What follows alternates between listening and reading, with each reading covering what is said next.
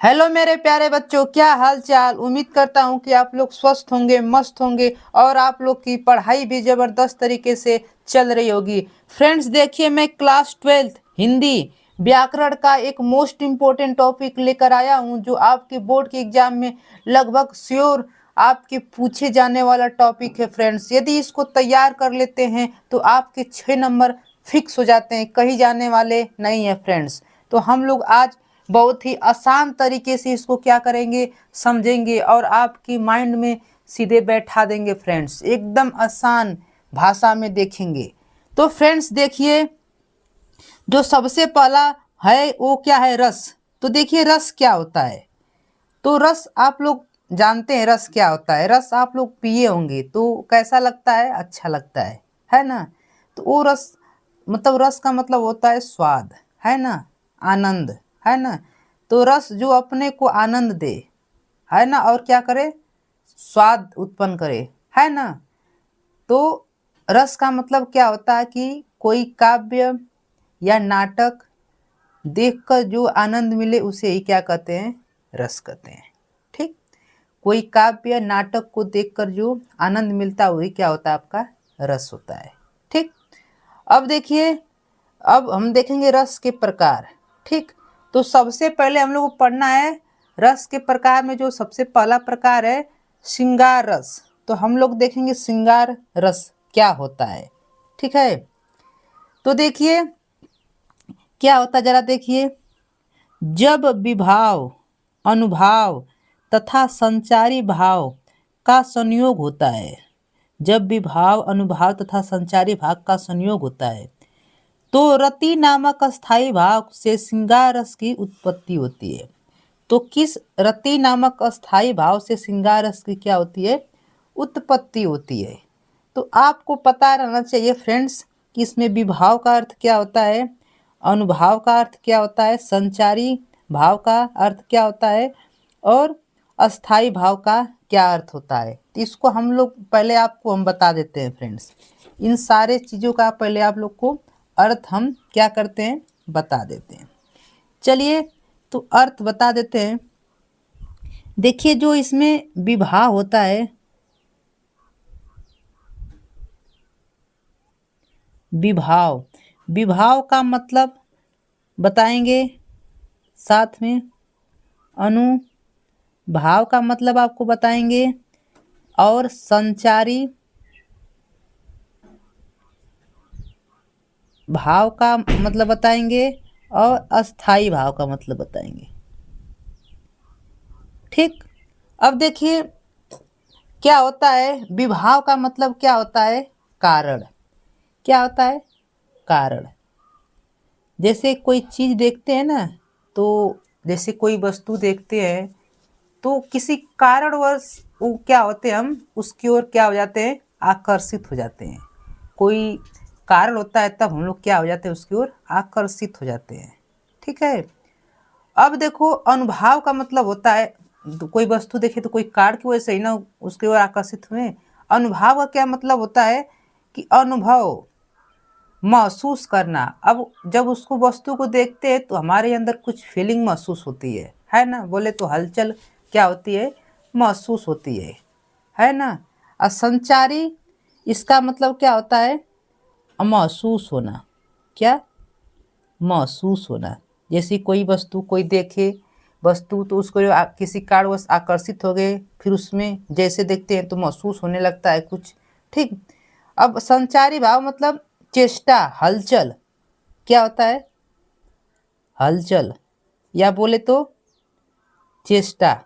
ठीक, तो हलचल। अब जैसे कोई वस्तु हम लोग देखते हैं, है ना, जैसे प्रेमी प्रेमिका होते हैं ना, तो उसमें क्या होता है, ऐसे देखते हैं तो उसमें क्या होता है, हलचल। या बोले तो जैसे फिल्म ना होती है, फिल्मों में आप लोग देखेंगे तो कोई फिल्म जो होती है कॉमेडी टाइप, तो उसमें जो हमेशा हंसी जैसा माहौल लगता है। कोई ऐसी फिल्में होती हैं जिसमें क्या होता है, चेष्टा लास्ट तक बनी होती है। जैसे आप लोग क्या होता है, देशभक्ति फिल्म होती है तो उसमें देशभक्ति के प्रति एकदम चेष्टा लास्ट तक बनी रहती है। ठीक, अब देखिए अस्थाई भाव जो शुरू से लास्ट तक बना रहे। जैसे देशभक्ति फिल्म में क्या होता है, जो हमारे अंदर शुरू से लास्ट तक क्या होता है, बना होता है। तो जो शुरू से कहाँ लास्ट तक बना रहे, जो शुरू से लास्ट तक रहे। ठीक, तो इतनी बातें आप लोग को पता रहना चाहिए। ठीक है फ्रेंड्स, कोई आपको दिक्कत नहीं रहनी चाहिए। तो फिर आगे देख लेते हैं। तो आप लोग जाने ना इसकी परिभाषा कि जब भी भाव, अनुभाव तथा संचारी भाव का संयोग होता है तो रति नामक अस्थाई भाव से श्रृंगार रस की क्या होती है, उत्पत्ति होती है। अब उदाहरण देख लेते हैं फ्रेंड्स। इसका जो पहला उदाहरण है क्या है, क्या दिया है, कहत नटत रिझत खिझत मिलत खिलत लजियात, भरे भवन में कहत करत है नैन की सब बात। ठीक, जैसे इसमें जो होता है, इसके कहने का मतलब जो होता है कि नायक और नायिका के मिलन का इसमें क्या बताया गया, आपको बारे में बताया गया। नायक और नायिका के मिलन के बारे में बताया गया है। ठीक है, और क्या होता है, वहाँ पर सभा का आयोजन होता है। नायक और नायिका का मिलन के बारे में बताया गया। वहाँ पर सभा का क्या होता है, आयोजन होता है। वहाँ पर प्रेमी और प्रेमिका बैठे हुए हैं। प्रेमी और प्रेमिका क्या हुए हैं, बैठे हुए हैं। ठीक, भीड़ में लड़की और लड़के बैठे हुए हैं। प्रेमी और प्रेमिका क्या हुए, बैठे हुए हैं। भीड़ में लड़की और लड़के बैठे हुए हैं। ठीक, अब देखिए क्या, कहत नटत रिझत, लड़का इशारे से कहता है। ठीक है, मतलब आंखों ही आंखों से कहता है, किसको, लड़की को। ठीक है, कहत खिजत मिलत खिलत लजियात। ठीक है, कहता है कि कहता उस भवन में ही बोल देता है, मतलब खिजत मिलत लजियात, उसमें क्या होता है, लड़का जो होता है, लड़का इशारे से लड़की को कहता है। ठीक है, कि लड़की उसको नकार देती है। ठीक है, इशारे से लड़की क्या, लड़का जो होता है लड़की को कहता है तो लड़की क्या कर देती है, उसको नकार देती है। ठीक है, रिजत खिजत मतलब, रिजत और खिजत का मतलब क्या होता है, तो लड़का, रिजत और खिजत का मतलब होती, लड़का जो होता है जैसे नकार देता है तो रिजत खिजत, लड़का क्या हो जाता है, क्या हो जाता है, खिसिया जाता है। रिजत खिजत का मतलब लड़का क्या होता है, लड़की पर खिसिया जाता है। मिलत खिलत लजियात। ठीक, लेकिन जब आँख मिलती है तो लजिया जाते हैं। ठीक, लड़की तो क्या होता है, लड़का जो होता है लड़की को इशारे से ही कहता है, लेकिन लड़की क्या कर देती, नकार देती है। लेकिन जब नैन मिलते हैं तो वो आपस में भी क्या हो जाते हैं, लजिया जाते हैं। ठीक है, भरे भरे भवन में करत हैं, पूरे सभा में ये सब क्या होता है, नाटक वो अपना करते हैं। नैन की सब बात, नैन से ही नैन की अपने बातें क्या कर लेते हैं, प्रेमी और प्रेमिका पूरी भरी सभा में अपने बात को क्या करते हैं, करते हैं। तो फ्रेंड्स, इसमें कहने का मतलब है बस साफ साफ कि एक भरी सभा होती है, भरी सभा में नायक और नायिका रहती हैं। उसमें क्या होता है कि लड़का जो होता है इशारे से लड़की की ओर इशारा करता है, लेकिन क्या करता है, लड़की उसे नकार देती है। ठीक है, लेकिन उनके जब नैन मिलते हैं तो आपस में क्या हो जाते हैं, लजिया जाते हैं। ठीक है, और पूरे सभा में नैन से ही क्या कर लेते हैं, अपनी बातें कर लेते हैं। तो बहुत ही आसान था, इसको आप लोग देख लीजिए। ठीक, अब अगला जो एग्जाम्पल उसको देखते हैं। अगला एग्जाम्पल क्या है, ए रेशमी जुल्फे ए शराबती आंखें। ये फिल्मी गाने की जैसे है कि ए रेशमी जुल्फे ए शरबती आंखें, इन्हें देखकर जी रहे हैं सभी, इन्हें देखकर जी रहे हैं सभी। ठीक है, तो बहुत आसान है फ्रेंड्स। तो चलिए स्क्रीनशॉट अगर लेना है तो ले लीजिए, फिर आगे चलते हैं। चलिए, तो अगला क्या है उसको देख लेते हैं। करुण रस। तो करुण रस क्या होता है उसको देख लेते हैं। जब विभाव, अनुभाव तथा संचारी भाव का संयोग होता है तो शोक नामक अस्थाई भाव से करुण रस की उत्पत्ति होती है। अब विभाव, अनुभाव, संचारी, अस्थाई भाव का सबका मतलब हमने बता दिया है।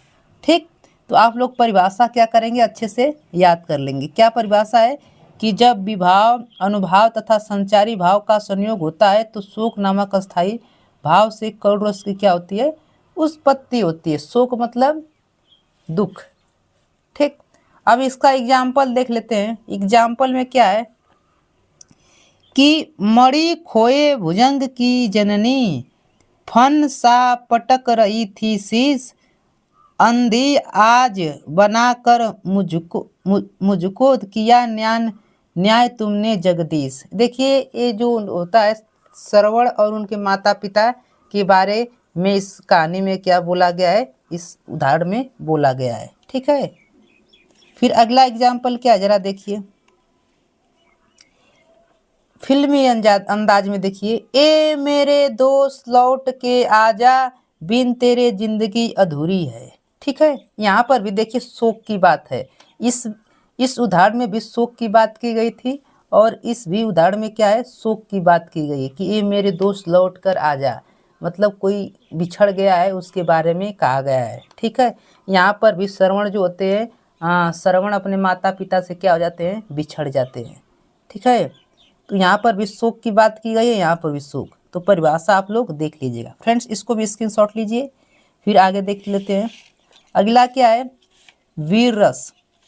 तो देखिए वीर रस क्या होता है, जब विभाव अनुभाव तथा संचारी भाव का संयोग होता है तो उत्साह नामक अस्थाई भाव से वीर रस की उत्पत्ति होती है। उत्साह मतलब क्या होता है, खुशी।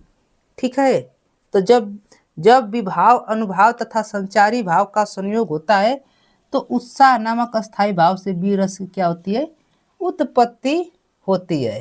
ठीक, तो देखिए इसमें क्या है उदाहरण में, तो उदाहरण में क्या दिया गया जरा देखिए। इसमें क्या गया है, उत्साह वीर के बारे में, वीरता के बारे में बताया गया है। जैसे देखिए, वतन वालों वतन ना बेच देना, शहीदों के कफन ना बेच देना। ठीक, शहीदों ने जान दी है वतन के वास्ते, शहीदों के कफन ना बेच देना। बहुत ही सिंपल क्या है, उदाहरण है। इसको आप लोग क्या करेंगे, याद कर लेंगे। ठीक है, तो आप लोग को एकदम आसान तरीके से हमने इसको बता दिया फ्रेंड्स। ठीक, तो इसमें किसका नामक, तो उत्साह नामक अस्थाई भाव से वीर रस क्या होती है, उत्पत्ति होती है। उदाहरण आप लोग देख लिए फ्रेंड्स। तो फ्रेंड्स इसको भी स्क्रीनशॉट लीजिए, फिर हम लोग आगे देखते हैं। तो चलिए फ्रेंड्स इसके आगे हम लोग क्या करते हैं, देख लेते हैं। देखिए अलंकार क्या होता है, तो अलंकार का मतलब क्या होता है आपको पता रहना चाहिए। अलंकार का मतलब जो होता है सजावट। ठीक है, क्या होता है, सजावट। अब उनके प्रकार को हम लोग देखते हैं क्योंकि वही एग्जाम में पूछे जाते हैं। ठीक है, तो सबसे पहला जो प्रकार है अनुप्रास अलंकार क्या होता है। ठीक, तो बहुत ही आसान है। ठीक, जहाँ पर किसी एक ही व्यंजन की आवृत्ति बार बार हो वहाँ पर अनुप्रास अलंकार होता है। ठीक है, वहाँ पर क्या होता है, अनुप्रास अलंकार होता है। जैसे उदाहरण देखेंगे तो आपको समझ में आ जाएगा। तरनी तनुजा तट तमाल तरुवर बहु छाए। ठीक, अब इसमें देखिए जरा, त कितने बार आया है, त एक बार, दो, तीन, चार, पाँच। ठीक है, तो त की क्या की गई है, यहाँ पर क्या की गई है, तो त की आवृत्ति की गई है। ठीक है, त की जो आवृत्ति है वो क्या कही है, त की आवृत्ति दोहराई गई बार बार, है ना। तो यही देखिए आप परिभाषा देख लेंगे तो आप लोग को एकदम बिल्कुल समझ में आ जाएगा, है कि ना। क्या कि जहाँ पर किसी एक ही व्यंजन की आवृत्ति बार बार हो वहाँ पर अनुप्रास अलंकार होता है। ठीक, कई बार त छाया, तो यार आपका कौन सा है, अनुप्रास अलंकार है। अब अगला देखिए जरा, पके पेड़ पर पका पपीता। ठीक, पके पेड़ पर पका पपीता, इसमें किसकी आवृत्ति बार बार की गई है, तो प नामक शब्द की, किसकी, प की आवृत्ति, है ना। चलिए तो आगे देख लेते हैं। अगला क्या है आपका, अगला है आपका यमंक अलंकार। ठीक, तो इसकी परिभाषा देखिए, सब आसान एकदम हलवा है। ठीक है, जहां पर शब्दों की आवृत्ति बार बार हो लेकिन उनके भिन्न भिन्न अर्थ हो। यहाँ पर फ्रेंड्स मिस्टेक हो गया है, यहाँ पर क्या होगा आपका भिन्न भिन्न अर्थ हो। भिन्न भिन्न अर्थ हो वहाँ पर यमक अलंकार होता है। ठीक है, जैसे एग्जाम्पल के थ्रू समझेंगे। उधो जोग जोग हम नाही। ठीक, तो उधो जोग जोग हम नाही, तो यहाँ पर जोग शब्द 2 बार आया है। तो एक जोग का जो अर्थ होता है आपको पता रहना चाहिए। एक जोग का जो अर्थ है वो क्या है, जो एक जोग उसका अर्थ है योग। क्या है, योग। क्या है फ्रेंड्स, एक जोग का जो अर्थ है योग, बोले तो साधना। ठीक, और दूसरे के जोग का जो अर्थ है वो क्या है, काबिल। क्या है, काबिल। दूसरे के जो जोग है उसका अर्थ क्या है आपका, काबिल है। ठीक, तो एकदम आसान है। एक बार परिभाषा फिर से देख लेते हैं। जहाँ पर शब्दों की आवृत्ति बार बार हो लेकिन उनके भिन्न भिन्न अर्थ हों वहाँ पर यमक अलंकार होता है। उधो जोग जोग हम नाही। ठीक, तो अगला देख लेते हैं जरा एग्जाम्पल। काली घटा का घमंड घटा। यहाँ पर घटा है आपका 2 बार है, तो एक घटा का अर्थ देखेंगे और दूसरे घटा का अर्थ देखेंगे। जो एक घटा है उसका जो अर्थ है वो क्या होता है, घटना। क्या होता है, घटना, या बोले तो कम होना। घटना या बोले तो कम होना। और दूसर का जो घटा है उसका क्या अर्थ होता है, तो बादल होता है। क्या होता है, बादल, है ना। तो आप लोग समझे ना फ्रेंड्स, एकदम हलवा है। एक घटा का क्या अर्थ होता है, बादल, और एक जो घटा होता है उसका क्या अर्थ होता है, घटना या कम होना। एकदम आसान है। ठीक, तो आप लोग समझ गए, शब्द एक ही होंगे लेकिन उनके अर्थ क्या होते हैं, अलग अलग। तो एग्जाम्पल क्या करेंगे आप लोग देख लेंगे, बहुत ही इजी है। चलिए अगला देख लेते हैं। अगला क्या है, उपमा अलंकार। उपमा अलंकार क्या होता है, उसकी परिभाषा को क्या करते हैं देखते हैं। जहाँ पर किसी एक व्यक्ति या वस्तु की तुलना समानता के आधार पर किसी दूसरी व्यक्ति व वस्तु से की जाती है तो वहाँ पर उपमा अलंकार होता है। ठीक, तो आप लोग समझें, जैसे क्या होता है कि ये हमारा 2 हाथ होते हैं ना, तो दोनों हाथ में क्या होती है, समानता होती है ना। दोनों हाथ क्या होते हैं, एक ही जैसे होते हैं, तो उनकी तुलना तो उसी समानता के आधार पर। तो एक बार और परिभाषा देख लीजिए जरा। जहाँ पर किसी एक व्यक्ति या वस्तु की तुलना समानता के आधार पर किसी दूसरे व्यक्ति व वस्तु से की जाती है, समानता के आधार पर किसी दूसरे व्यक्ति या वस्तु से की जाती है, तो वहाँ पर उपमा अलंकार आपका होता है। वहाँ पर क्या होता है, उपमा अलंकार होता है। एग्जाम्पल के थ्रू समझते हैं। जैसे एग्जाम्पल में, फूलों सा चेहरा तेरा कलियों सी मुस्कान। ठीक, तो फूलों सा चेहरा, फूलों की तुलना चेहरा से की गई है, कलियों की तुलना मुस्कान से की गई है।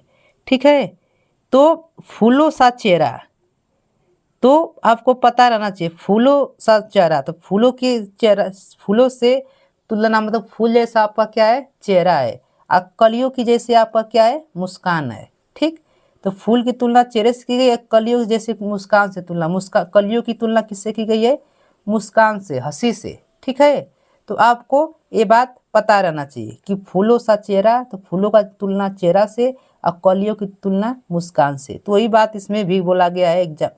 इसमें भी जहाँ पर किसी एक व्यक्ति या वस्तु की तुलना समानता के आधार पर किसी दूसरे व्यक्ति व वस्तु से की जाती है तो वहाँ पर उपमा अलंकार होता है।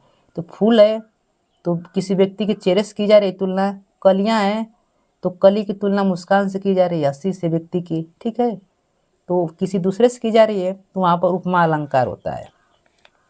अगला देखिए जरा, सोना चांदी क्या करेंगे प्यार में, सोने जैसा गुड़ है मेरे यार में। ऐसा आप लोग गाना सुने होंगे, मेरे यार में। ठीक है फ्रेंड्स, तो इसमें आपको पता रहना चाहिए कि सोना चांदी क्या करेंगे प्यार में, सोने जैसा है गुड़ है मेरे यार में। तो आपको ये बात पता रहना चाहिए।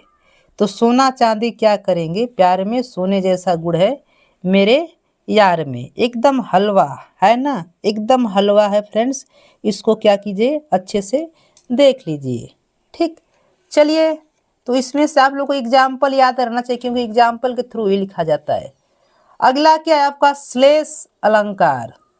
अब देखिए श्लेष का अर्थ क्या होता है। तो श्लेष का अर्थ होता है चिपकना। क्या होता है, चिपकना।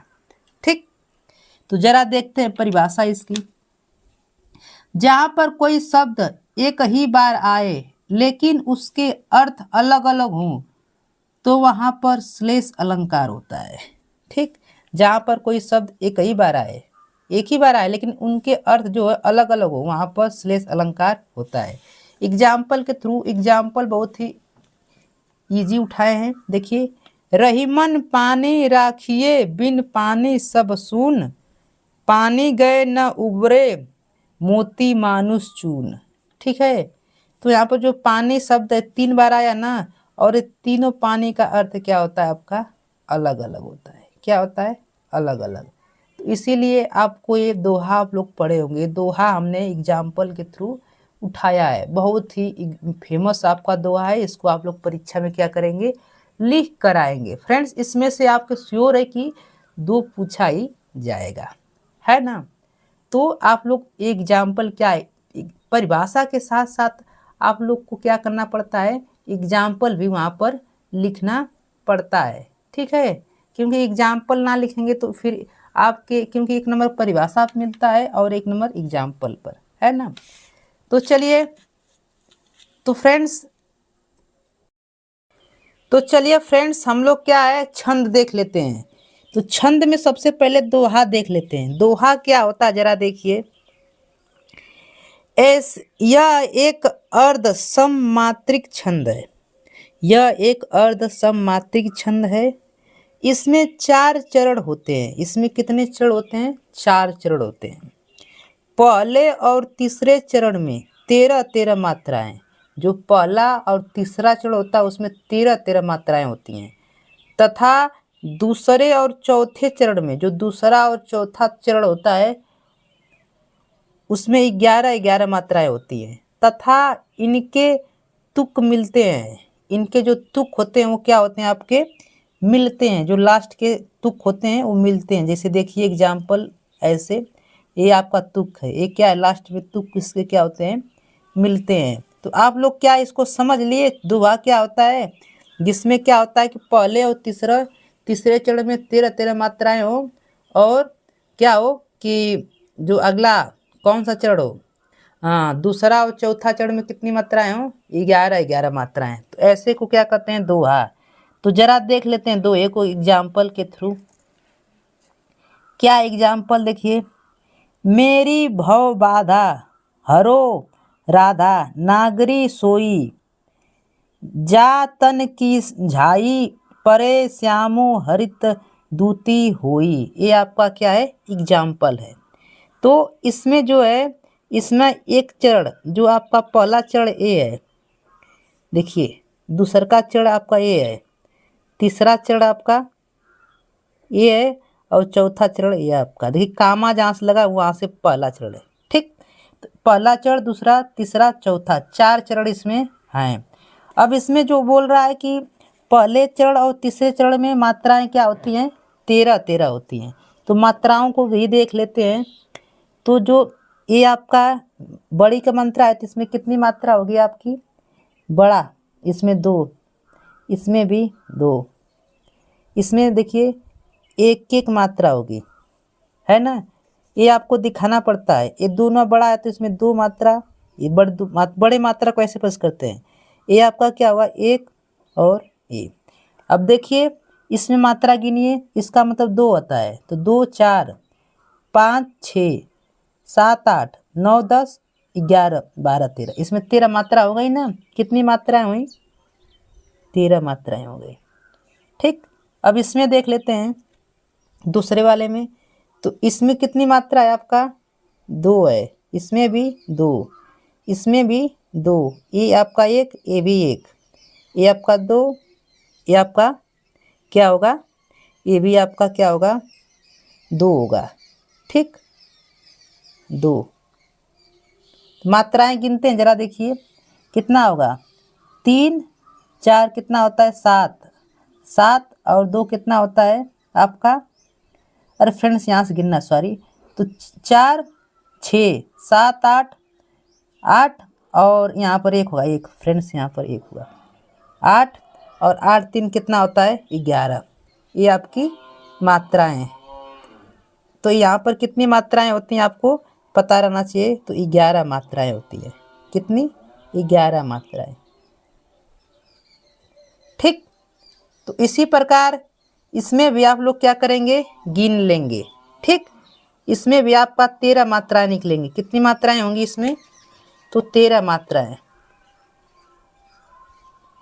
है ना। कितनी, 13। गिनना चाहते तो गिन सकते हैं, यहाँ पर 1 1, यहाँ पर आपका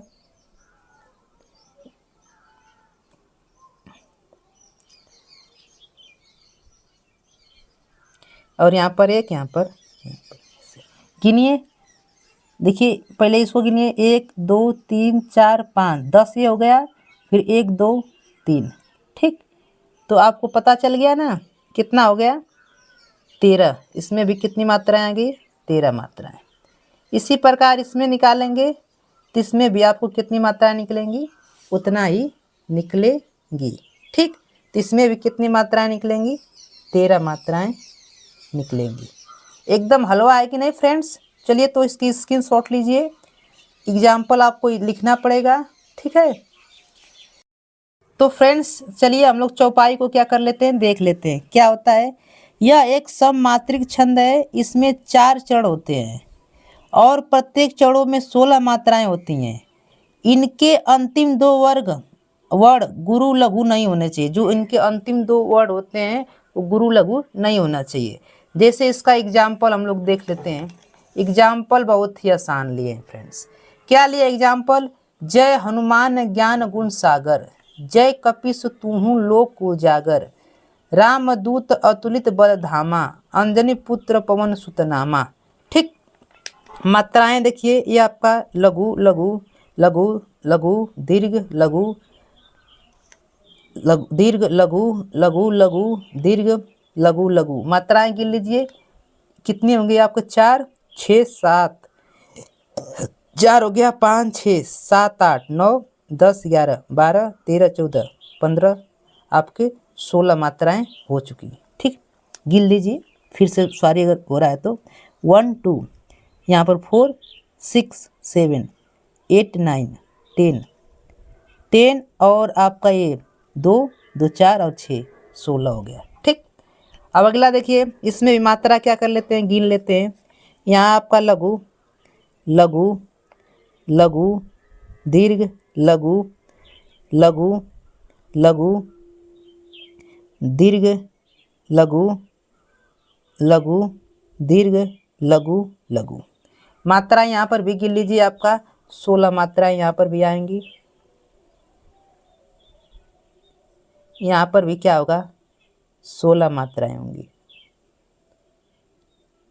गिन लीजिए, 1 2 3 4 5 6 7 8 9 10 11 12 13 14 15 16 है ना।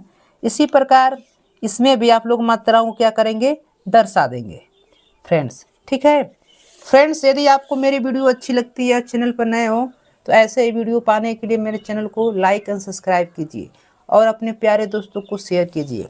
ठीक है फ्रेंड्स, मैं आपसे दावा करता हूं कि मैं आपके बोर्ड में बहुत ही हेल्प करूंगा, जो आपको 90+ लाने में बहुत ही मददगार साबित होगा फ्रेंड्स। ठीक है, तो फ्रेंड्स अगर स्क्रीनशॉट लेना चाहते हैं तो उसको स्क्रीनशॉट लीजिए जरा। चलिए, तो friends love you, take care friends.